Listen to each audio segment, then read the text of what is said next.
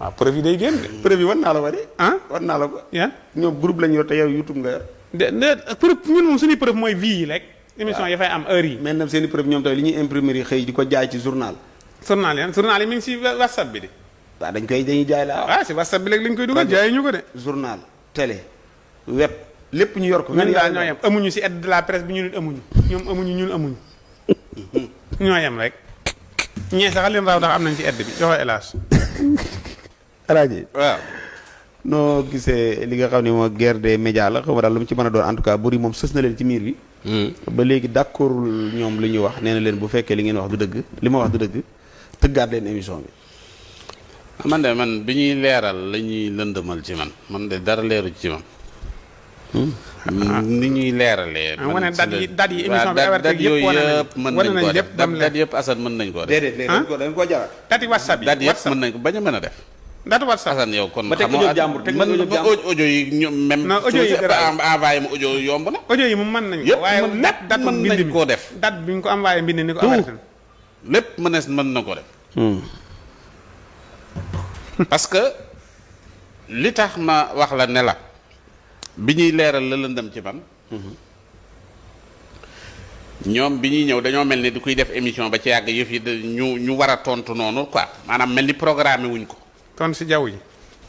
comprendre nga li ma la bëgg a wax. waaw xam naa maanaam xam nga tey bu fekkee dama war a tontu kenn mën nga kuy quoi maanaam bu nekkee loo xam ne dama ko mel ni comme si préparé wu ma ko ba noppi di laaj ay éléments yi di ñëw.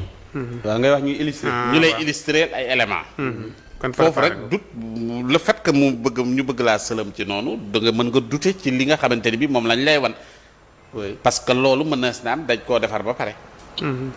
indil la li Fafana def ak audio bi mu def ak et cetera Fafana moom bi muy enregistré kii bi mel na ni xamutoon ni mi ngi def kii ba grand pardon après xam na est-ce que duñu décaler ba beneen yoon est-ce que lii wag la parce que dama def benn kii wag yooyu yëpp ñu def ko comprendre maanaam yooyu yëpp te et puis da ngay xool machine propagande bi nga xam ne moo nekk ci ginnaaw coowal Azer leeg yooyu buri da leen a sonal pour sacrifier buri mën na am ñu ne nañu ko buraaye bu ko defee daal di wax nit ñi ne kii amul crédibilité kii du nitu dëgg yàq ko xibaar yi muy joxe du dëgg loolu mën yooyu yëpp mën na ne maanaam c'est pour décrédibiliser ki nga xamante ni kii gis nañ ni depuis quelque temps nit ñi dañ lay wax ne la buri day gëstu ay information ñu wan leen ne leen kii amul benn xibaar ci li muy wax maanaam ñu jaaree ko fii pour décrédibiliser kii te ci biir tontu bi moom mi ngi tontu di bañ ku ko kii léegi def jël na buri nee na ay influenceur Pastef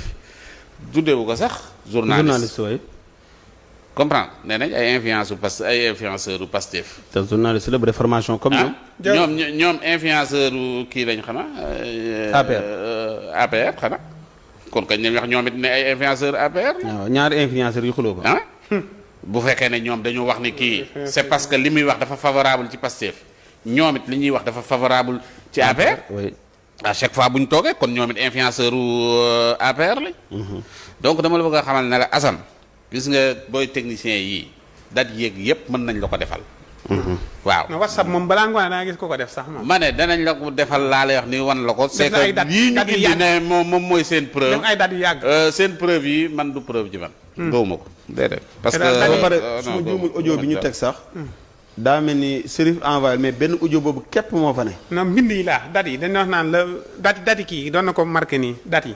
dat yi ñu envoyante. ma ne dat yeeg. dat yu yàgg la yëpp Assane mën nañ koo defar. gars yi mën nañ ko def. waaw yow. ñii de am nañ jotu def ko sax.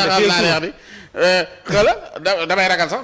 buri kay feeg suba mën nañ ko ay dat yoo xamante ne bi yeneen dat changé. feeg suba mën nañ ko def parce que mën nañ ko def parce que tamit ñoom lañ bëgg a décrédibiliser quoi pour wan ne ni ñii li ñuy wax amul gëstu amul dara. nañ lànk rek kon nañ wane preuve ñoom it.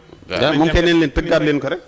ñeneen leen tëggaat leen nañ def niñ ko defee rek loolu war nañ koo mën. d'accord jërëjëf Alaaji